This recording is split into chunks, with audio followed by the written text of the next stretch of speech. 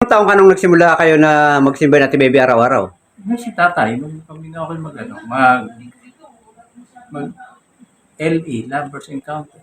Pagkatapos ng Lovers Encounter. Naging lay minister. Tapos nagsimba ka din araw-araw na. Madalas yun. Di ba nagkatikista ka din? Oo, nagkitigista ako isang taon. Kay Father Narcy. Ano yung di mo makakalimutan kay Nana Kika? Aba, sa akin, hindi marunong magalit sa akin yun. Buhay pa ba? Buhay pa yan? Nanakika, patay na? Nanakika. Hindi ko naalala. Nanakika. Kaibigan ko yun. Yun ang aking, Kasi yun lang ako ulit ng bahay. yung aking best friend yun. Hindi ko naalala kung sino yung ano. Best friend, Nana Kika. Oo, siya ang nagano sa akin sa... Kaya ako naging lay minister dahil sa kanya. Kaya pala. Oo.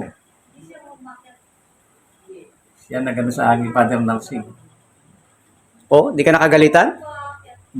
Ay, hindi marunong magalit nga sa akin. Sa'yo lang. Malakas. Wala. Kahit may sakit yun hindi. Pagdating ko ron hindi marunong magalit yun. Sa September 23 ba ay ano ka na? 64? 64? 27. September 27 ako. Ayun. 64. Kabuan mo palang nanay. Ang Oo. nanay, September 18. September, 18. ilan taon na ako kayo sa September 18?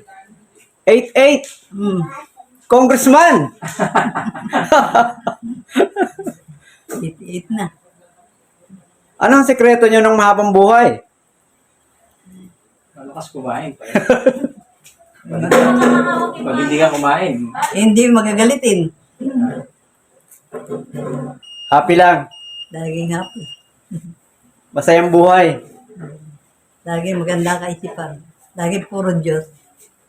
Nasa isip. Puro dasal. Araw-gabi dasal.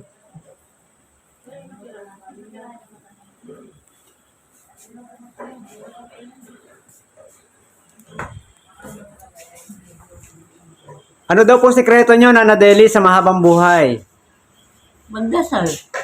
Pagdasal. Pagkagising, nagdadasal na ho kayo kagad. Oo. Bago matulog, nagdadasal.